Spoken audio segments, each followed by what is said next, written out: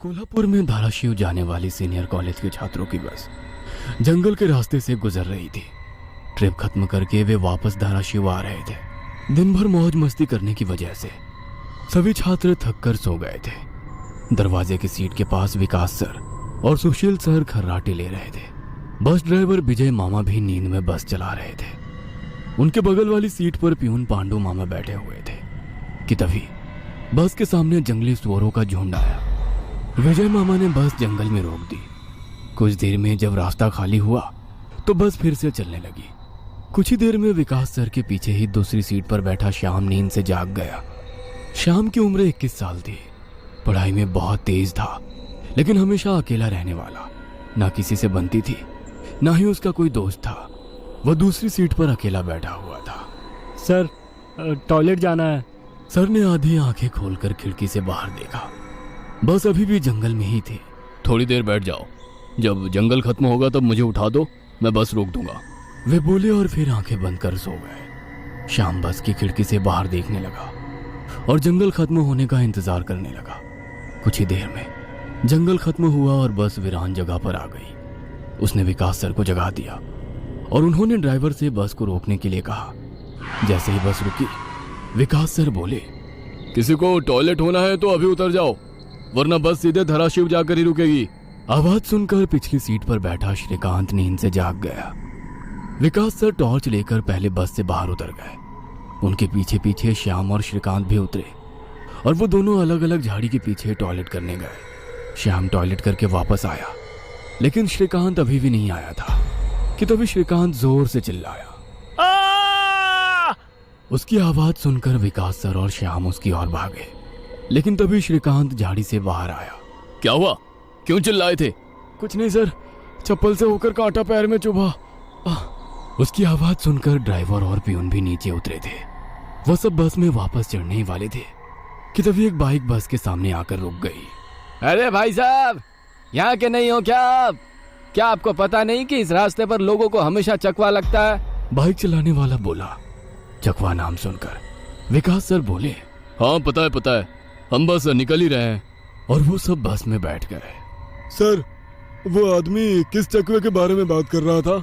Peon ने अगली seat से ही मुड़कर विकास सर से पूछा। हिंदी में चकवा मतलब छलावा, छलावा मतलब भूत।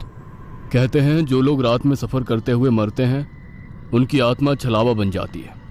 छलावा रात को सफर करते हुए यात्रियों को पकड़ लेता है और उन्हें अपने गंतव्य स्थल तक पहुंचने ही नहीं देता।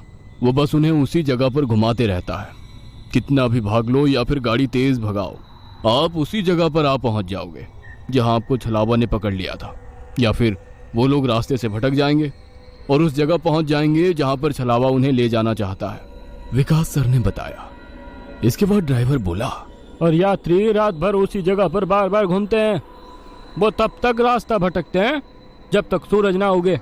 जैसे ही सूरज उगता है, उनकी ताकत कम हो जाती है। मेरे कुछ ड्राइवर दोस्त हैं, उनको भी छलावे ने पकड़ लिया था। कहते हैं छलावा बस उन्हीं यात्रियों को पकड़ता है जो थके हुए होते हैं, क्योंकि उन पर हावी होना बहुत आसान होता है ना। फिर तो छलावा बहुत ही खतरनाक है। प्यून घबराते हुए बोला। अरे कुछ खतरनाक नहीं है, ये सब अंधविश्वास है। ड्राइवर जब थक जाता है तो रात में उसे रास्ता समझना मुश्किल हो जाता है, इसलिए उसे भ्रम हो जाते हैं और वो रास्ता भटकता है। इसे ही अनपढ़ लोगों ने भूत यानी चकवा या छलावा का नाम दिया है। विकास सर बोले। ये सभी बातें श्याम और श्रीकांत सुन रहे थे। नहीं सर, छलावे होते हैं और कुछ छलावे तो जानलेवा भी होते हैं। मेरे दादाजी को छलावे ने इतना परेशान किया था कि मरते मरते बचे थे।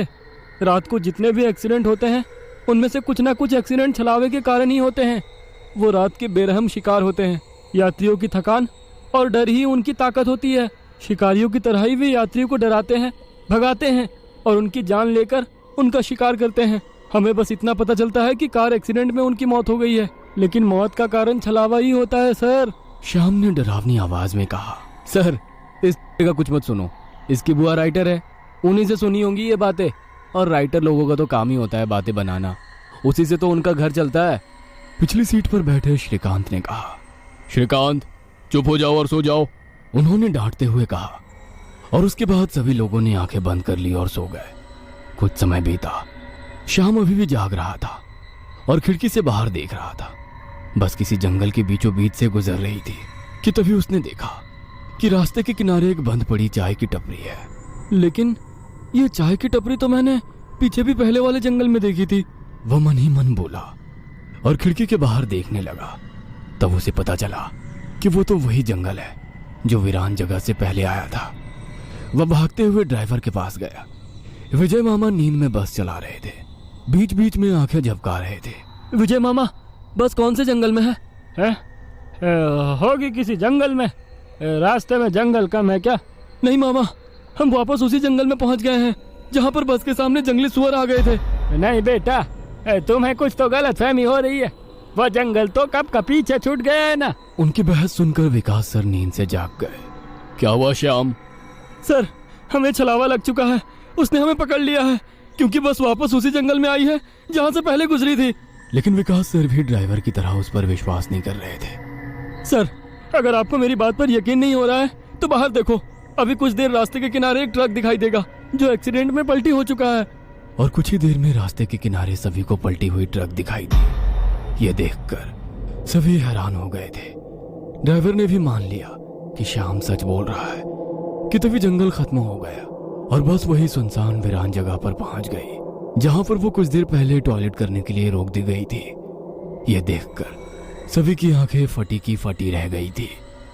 विकास सर की तो बत्ती ही गोल हो गई थी। श्रीकांत पिछले सीट से आगे आ चुका था। सबके चेहरे का रंग उड़ गया था। बस अभी भी रास्ते पर चल रही थी कि तभी वो फिर से वापस वही जंगल में पहुंच गई। वह सभी जान गए कि उन्हें छलावा ने पकड़ लिया है।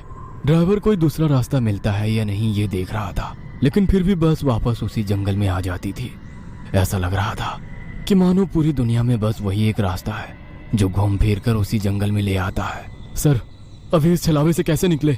मैंने सुना है कि छलावे से बाहर तभी निकल सकते हैं जब सुबह हो जाए। इसका मतलब हमें रात भर इसी सड़क से गुजरना होगा, जंगल से वीराने में और वीराने से जंगल में। क्यों ना हम सुबह होने का इंतजार करते हुए उसी वीरान जगह पर रुक जाए। ड्राइवर बस चलाते हुए बोला। लेकिन शायद मैंने सुना है कि छलावे में रुकना ठीक बात नहीं है। नहीं सर, मेरी बुआ ने बताया था कि अगर सेफ जगह मिल जाए तो रुकने में कोई परेशानी नहीं है। बस इतना ही पता है तुम्हें? और कोई तरीका नहीं है क्या? है, लेकिन वो अभी के लिए नहीं है। और वैसे भी अगर जिस छलावे ने हमें पकड़ा है, अगर वो कमजोर हुआ तो उसकी शक्तियाँ कुछ ही देर में कमजोर हो जाएंगी और हम छलावे से छूट जाएंगे। फिर वो छलावा हमें नहीं पकड़ सकता। इन सभी की बातें सुनकर सोए हुए सुशील सर जाग गए। अरे क्या हुआ? आ गया क्या मेरा बोरगांव? सुशील सर उबासी लेते हुए बोले।